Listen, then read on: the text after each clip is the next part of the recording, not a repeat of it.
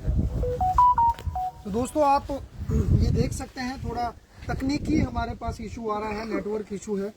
मैं चाहूँगा आप यहाँ पर दिखाएं कि ये देखिए वो घर है, ये कोई एक किसी बच्चे का ये खिलौना लग रहा है, ये आप देख सकते हैं। इससे पता चल रहा है कि यहाँ पर कोई छोटे बच्चे थे, उनका परिवार था, ये इसकी कोई एक हिस्सा हमें नज़र आ रहा है।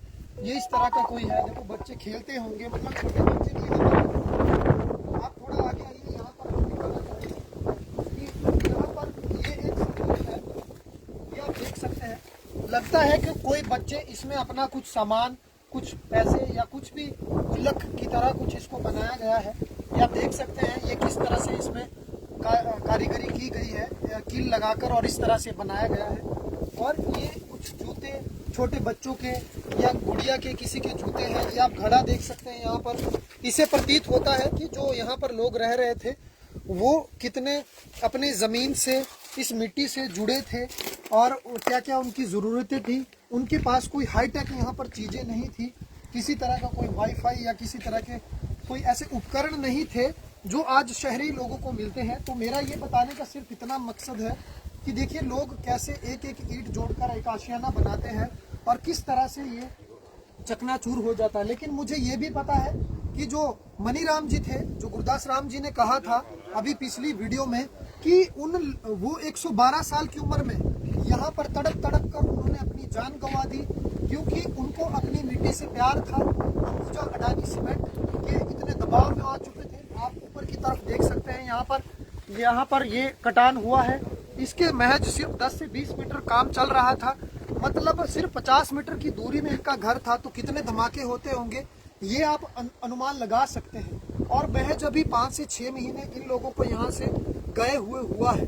और हमारे सामने की बात है, जब उनकी मौत हुई तो यहाँ तक एक्सटॉर्शन हो रहा है, लोगों के साथ ऐसा सा हुआ है। ये आप देख सकते हैं, इस तरफ ये एक बरामदा है, यहाँ पर वो बैठते होंगे, यहाँ पर अपना डेली खाना खाकर यहाँ पे वो गुजारा करते होंगे। ये देखिए किस तरह से ये दूसरा यहाँ पर एक अलग हिस्सा है मकान का जो टूट चुका है अभी। और ये सीढ़ियाँ आप ऊपर की तरफ देख सकते हैं, ये ऊपर को जाती है। और जब अभी हम वहाँ से आते हैं तो वहाँ पर चारों तरफ सिर्फ कांटे और ये इस तरह के पत्थर है कि अभी यहाँ से जाना मुमकिन नहीं है। तो दोस्तों ये मेरा कहना है कि देखिए अभी बार बार ये लोगों की तरफ से कहा जाता है कि लोगों ने ज़मीनें क्यों बेची। अब सवाल यहाँ पर ये उठता है कि ज़मीनें लोगों ने बेची या किसने ली, क्योंकि सभी को पता है कि अधिग्रहण होता है सरकार और कंपनी के बीच में। अवार्ड होता है 1 2 3 4 10वें अवार्ड में जाकर भूमि अधिग्रहण होती है। लोगों को लाल नोट, अपनी जमाबंदी अपने कागजों पर मिलते हैं और बाद में कहा जाता है पैसा लीजिए या जाइए। तो अभी यहाँ पर हम बात कर लेते हैं। यहाँ पर कुछ लोग हमारे साथ आए हैं। हमारे नमस्कार भाई जी, आप अपना नाम और गांव का नाम। पवन कुमार, गांव ज्ञाना।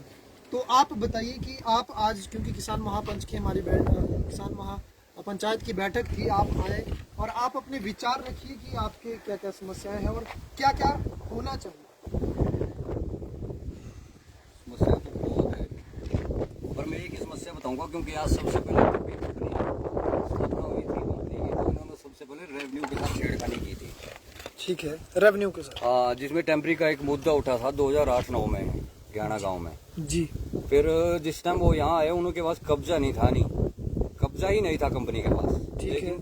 लोगों ने 1.5-2 साल वो डिस्प्यूट चला। ठीक है। लोगों ने 15,000 में कब्जा दे दिया और वो डिस्प्यूट खत्म हो गया। उसके बाद हाई कोर्ट में कुछ एक लोग गए, वो 8 लाख रुपए बीघा के हिसाब से पेमेंट दी गई लोगों को। ठीक है, लेकिन वो रेवेन्यू में नहीं चढ़ा। अच्छा। रेवेन्यू की जो वैल्यू थी वो वैसी रही, वो घटती रही, वो बड़ी नहीं। लोगों ने पैसे लिए, साइड हो गए, लेकिन रेवेन्यू में कोई भी बंदा नहीं गया नहीं। और आगे तो आगे ये हमेशा ये औसतें गिरती गई। लोगों को पैसा भी नहीं मिला, उनको विस्थापित पॉलिसी नहीं मिली है, नौकरियां नहीं मिली है। एक स्थायी कोई रेयर पर्सन हो गए तो 10% 20% होंगे जिनको नौकरियां मिली है। कम से कम 6,000 बीघे दाड़ला से लेकर यहाँ तक 6,000 बीघे के आसपास जमीन जो है एक्वायर हो चुकी है, जिनमें जो ये जमीन है ये टोटल हेरा फेरी से ली गई है।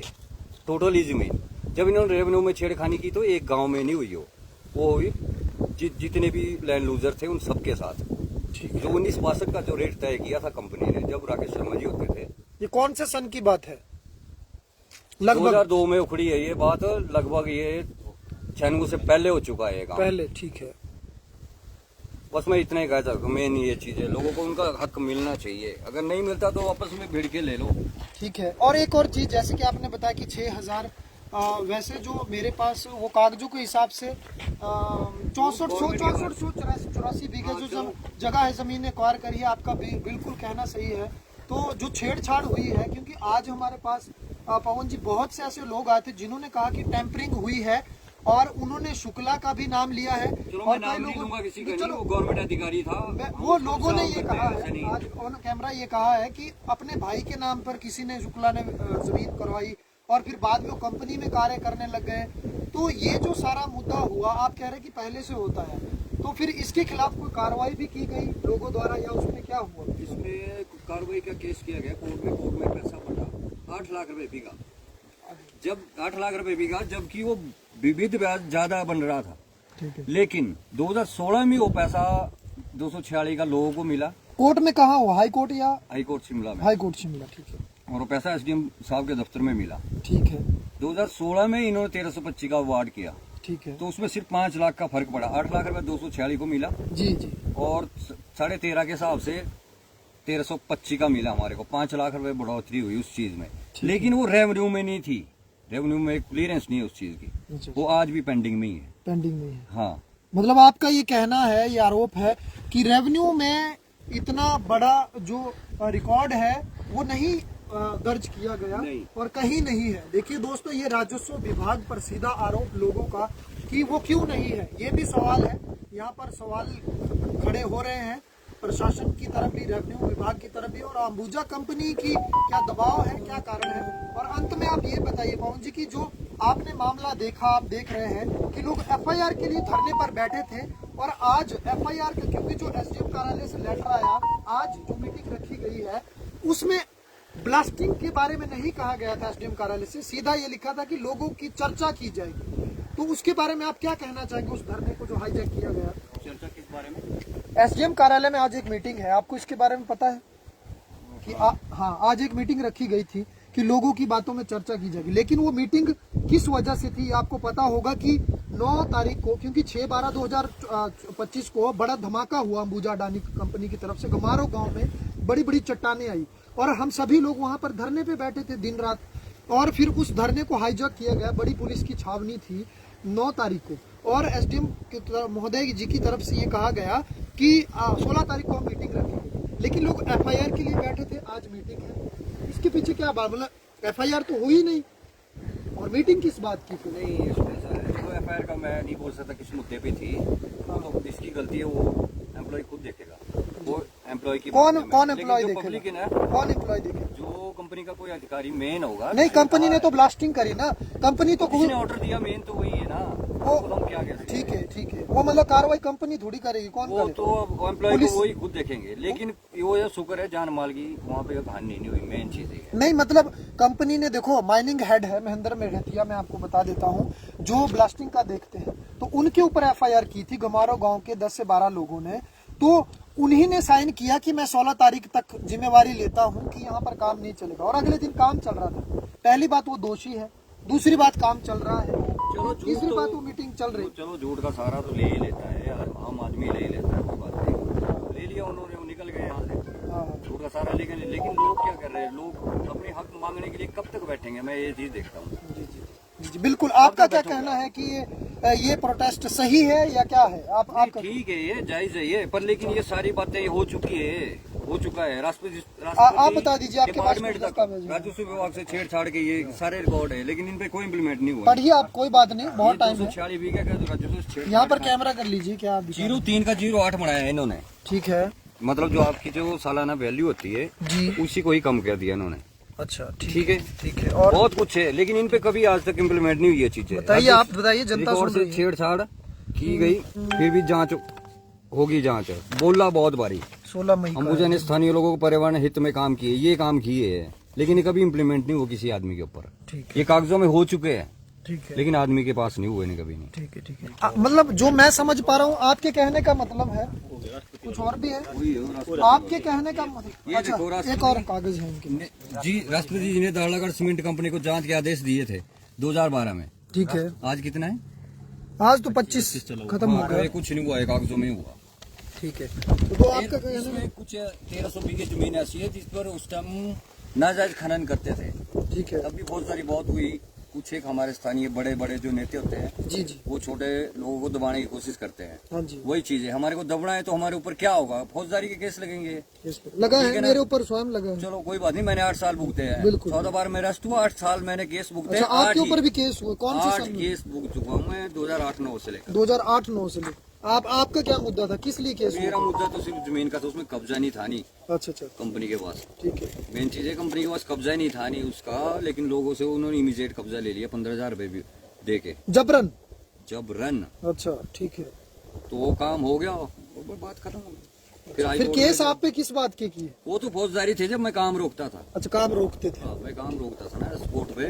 ठीक है ठीक है। फिर वो फौजदारी काउंट होती थी। मतलब आपके कहने का मतलब है कि ये आज की बात नहीं है कि हमारे की ऊपर बात हो रही नहीं है, है। ये पहले से कंपनी ऐसा गुंडा राज पहले से करती होता है। है, जब से कंपनी बनी है हाँ, तब हाँ। से सबसे पहले इन्होंने रेवेन्यू को छेड़ा छेड़ा। और रेवेन्यू के बाद पब्लिक खत्म। पब्लिक के ऊपर ये ये प्रेशर किया प्रेशर गया है। हमेशा बनता रहेगा, हमेशा से। यहाँ फौजदारी भी होगी, तो डिपार्टमेंट आएगा, कोई भी आएगा, पुलिस डिपार्टमेंट आए, कुछ भी कोर्ट आए, आपको हटाने की कोशिश ही करेंगे। ठीक है, बेनिफिट देने की कभी नहीं करेंगे। हाँ जी, बिल्कुल सही। ये कोशिश करेंगे भाई हटाओ इनको यार, बताओ। क्योंकि जब हम और लोग जनित में जा रहे हैं लेकिन हम नहीं जाएंगे, क्योंकि हमारी जमीन जन्मभूमि है ना। चाहे जन्मभूमि बलिदान मांगती हो, बिल्कुल बिल्कुल, अब बलिदान देखते मांगते हुए हैं। बलिदान कौन दे सकता है कौन नहीं दे सकता। आज आपकी बारी है, पहले मेरी बारी थी। हाँ जी हाँ जी, बिल्कुल। ठीक है, मतलब हर बस आदमी इतना ही ने, कहना चाहता हूं। बहुत बहुत धन्यवाद। मतलब हर आदमी ने देखो आवाज उठाई है और हर आदमी हराश है इनसे। और आदमी देखिए, ये इनकी बातों से साफ ये लग रहा है, इनका ये कहना है, मैं समाप्त कर देता हूँ, कि बात ये नहीं है कि कोई आवाज उठा रहा है या नहीं। बात ये है कि पहले बहुत से लोगों ने आवाज उठाई, लेकिन कंपनी बहुत बड़ी होने के नाते उनके ऊपर दबाव बनाया गया हर संबंधित विभाग द्वारा, और उन लोगों के ऊपर फर्जी केस भी हुए और बातों को भी दबाया गया। आगे हम यहाँ पर बात करेंगे, हमारे साथ और भी है। तो नमस्कार जी, आप अपना नाम और गांव का नाम बताइए। पार्टी से। अच्छा, आप बताइए, आप भी आज आए हैं हमारे किसान महापंचायत में, तो आप भी अपना विषय बताइए थोड़ा सा। विषय तो कई दिनों से चला ही है, सबको पता ही है हर चीज का। बाकी प्रदूषण का इतने बुरी हालत है, रात को डंपर इतने चलते हैं भाई, बच्चे पढ़ने तक भी डिस्टर्ब हो जाते हैं। रात को पूरी रात लगे रहते, पूरी रात काम चला हुआ। हाँ जी। पानी का हमारा यहाँ नाले से नीचे से पानी गया गांव पार्टी के लिए, पूरे फ्लड से नाला भर चुका हुआ। हमने दूसरी साइड से पानी जोड़ के उसको फिलहाल मतलब कंपनी का पानी आता है? कंपनी का नहीं, हमारा नेचुरल सोर्स से पानी हमारा बहुत सालों से पुश्तैनी पानी वहाँ से जाता था, रोडी गांव से, नाले से। तो यहाँ से जितना फ्लड इन्होंने नीचे कर दिया बरसात में, वो सारा फ्लड से नीचे फुल हो चुका पूरा नाला। अच्छा। और नीचे तक चले जाए, हमारे खेत जितने भी थे, धान वगैरह लगते, वो सब फुल हो चुके हुए यहाँ के फ्लड की वजह से। इतना ज्यादा पानी जाता है यहाँ से नीचे को। तो प्रदूषण इतना की बुरी हालत है। घास में देखो, पत्तियाँ देखो, आप पशुओं को देखो, 36 बीमारियां लग रही है आज की डेट में। हाँ जी। तो मतलब आपके कहने का मतलब कि कंपनी ने किसी तरह का कोई ड्रेनेज नहीं बनाया, कोई नालियां नहीं, पानी को कहीं व्यवस्थित नहीं किया, कहीं कुछ नहीं, हर है ना, कहीं को छोड़ते हैं पानी, जहां मन करे वहां हाँ को जी पानी बिल्कुल। आना। फिर मनमानी वाला काम है। कोई पानी की इतनी समस्या है, प्रदूषण का इतना बुरे हाल है, जी। बच्चे परेशान, रात को पूरी रात डंपर चले रहते हैं इनके। जी, जी। इतनी ये देखो ब्लास्टिंग हुई, इतने हमारा गांव पार्टी गांव में ब्लास्टिंग का प्रभाव होता है पार्टी में? बिल्कुल सर, वाइब्रेशन हमारे को तो कसलोग माइनिंग से भी वाइब्रेशन है, इधर से भी, दोनों साइड से ब्लास्टिंग हो रही है। अच्छा, ब्लास्टिंग। इतनी ज्यादा प्रदूषण है कि गांव में आके देखो आप एक बार। अच्छा, ठीक। इतनी ज्यादा धूल है, खारिश, बुरे हाल, हर आदमी को बीमारी हो चुकी है आज की डेट में। अगर ढंग से चेकअप वगैरह इनका करवाया जाए लोगों का, तो 50 क्या 90% लोगों, हर आदमी को बीमारी। अच्छा, फिर कोई हॉस्पिटल कोई उन्होंने निर्माण किया है आपके गांव में आसपास या नहीं, कहीं? कुछ नहीं किया हुआ जी, आज तक कुछ नहीं, वैसे बस बेवकूफ बनाए। कोई हॉस्पिटल नहीं, कुछ नहीं। और शिक्षा के बारे में बताइए कि स्कूल है, कोई बड़ा स्कूल या कोई प्राइवेट स्कूल कोई इन्होंने खोला है? हमारा सरकारी स्कूल चंडी में है, वहीं पे बच्चे जाते हैं। ना कोई ऐसी इनकी सुविधा, कंपनी वालों इतना जितना डिस्टर्बेंस लोगों को हो रही है, हर चीजों कोई सुविधा इनकी तरफ से कुछ बच्चों के लिए कुछ है नहीं। और जो ब्लास्टिंग होती है वो दिन दिन में करते हैं या रात में भी? नहीं, इनकी रात को भी ब्लास्टिंग होती है, दिन को भी होती है। अभी है। कुछ दिन जो पहले ब्लास्टिंग हुई थी, इतनी डर हमारा तो गांव पार्टी में, वहाँ पे भी हमारे को डर लग गया। ठीक है। जब इतनी जोर से पत्थर गिरे नीचे हो गए, हमने सोचा पूरे गांव नहीं खत्म। हाँ, आपका गांव बिल्कुल सामने है। हमारा तो बिल्कुल सामने, हमारे सामने ब्लास्टिंग हुई। हम खाना खा रहे थे उस टाइम, जब ब्लास्टिंग ऊपर से पत्थर गिरे, इतने ज्यादा गिरे कि सब लोग वहाँ पे डर गए भैया क्या होगा। हाँ, पूरा हिमाचल ने वो वीडियो देखा है। बिल्कुल जी, हाँ जी, जी जी बिल्कुल। बिल्कुल। और आप फिर रोजगार के बारे में बताइए कि क्या रोजगार हमारे को तो किसी को नहीं, हमारी भी जमीनें गई है, रोडी गांव में पहले भी गई, पहले भी कोई इन्होंने क्या नाम नहीं किया। और रेट भी उस टाइम फिर कभी कुछ देते हैं, कभी कुछ किसी अलग अलग रेट हाँ सबको जी, देते हैं। बिल्कुल, उसमें कोई क्या नाम नहीं है। ठीक है। बाकी ऐसी कोई सुविधा नहीं, कोई हर चीज का बस ऐसे ये लोगों को बेवकूफ बनाया जा रहा है बस चारों साइड से। तो मतलब आपका क्या कहना है कि जो धरना चल रहा है वो सही है या? बिल्कुल सही है जी, बिल्कुल सही है। धरना लोगों को जो MOU साइन हुआ है उसका भी पब्लिकों को है नहीं पता भी क्या है क्या नहीं है, वैसे ही कागजों में चढ़ा देते हैं, अभी हो गया नहीं हुआ, पब्लिक का वैसे ही मतलब आपका कहना है कि कोई MOUs है या कोई भी चीज है वो कंपनी और प्रशासन वो लोगों के सामने लाए। हाँ, बिल्कुल सामने लाए ताकि पब्लिक को पता लगे भाई क्या राइट बनते हैं, क्या मिले हुए क्या नहीं मिले हुए, वो हर चीज का लोगों को नॉलेज होगी। बिल्कुल, बहुत बहुत धन्यवाद आपका। और जैसे कि इन्होंने कहा, हमने पहले दिन से ही ये डिमांड रखी है कि जितने भी MOUs है या कोई पॉलिसीज है वो जनता के सामने रखे, क्योंकि कंपनी ने अपने पास अगर कोई चीजें रखी है और प्रशासन, क्योंकि जिला प्रशासन और अर्की अंबुजा कंपनी के साथ जितने MOUs हुए हैं भविष्य में उनको सामने लाया जाए और उनमें अमेंडमेंट किया जाए, क्योंकि वो पुराने तो उन्होंने उस समय के हिसाब से किए होंगे ताकि लोगों को ये सारी चीजें मिले। CSR जो है डेवलपमेंट का मुद्दा है, सारी चीजों का मुद्दा है। लोगों को बेवकूफ बनाना अब बंद करना पड़ेगा, लोगों की बात को सुनना पड़ेगा। लोग जाग रहे हैं, लोगों कोई अनपढ़ नहीं है, बेवकूफ नहीं है, लोग डटे रहेंगे। लोगों ने पूरा यहाँ पर ये भी कह दिया है कि आगे आपने देखा, अभी मैं वीडियो डाल रहा हूँ, प्लेन वीडियो बनाई है, लोग कह रहे हैं हम भूख हड़ताल पर बैठने वाले हैं 5-5 लोग, और ये धरना रुकने वाला नहीं है। अभी ये चिंगारी आग बन चुकी है, लेकिन जितने भी इसमें कोई संबंधित विभाग है वो अपना ड्यूटी सही से निभाएं, लोगों को गुमराह ना करें, और जो जितने MOUs है हर तरह के कागज जनता के सामने लाने होंगे और वो अप्लाई करने होंगे। और पर्यावरण का मुद्दा है, पानी जैसे कि हम बार बार कह रहे हैं, सतलुज से खींचकर सारे प्रभावित गाँव में घर घर पहुंचाना पड़ेगा, ये हमारी मांगे हैं। और रिहेबिटेट एंड रीसेटलमेंट, पुनरावास व पुनर्विस्थापन को सख्ती से लागू करना होगा। और जो लोग खतरे में हैं, जिनके घरों में नीचे दरारें हैं या जितने परिवार यहाँ पर नीचे रह रहे हैं, उन लोगों को, या जहाँ भी कंपनी की ब्लास्टिंग हो रही है उन लोगों को सुरक्षित स्थान पर एक कॉलोनी बनाकर जहाँ पे पोल्यूशन ना हो वहाँ पर विस्थापित किया जाए। और बाकी जो धरने के लिए है हमारा, जल्दी ही हम इसको अनाउंस करेंगे। दिन रात हमारा धरना रहेगा और आगे भूख हड़ताल भी यहाँ पर 5-5 लोग हमारे डटे रहेंगे। ज्यादा से ज्यादा वीडियो को शेयर करें ताकि सभी लोगों तक ये सच पहुंच सके। जय हिंद, जय हिमाचल।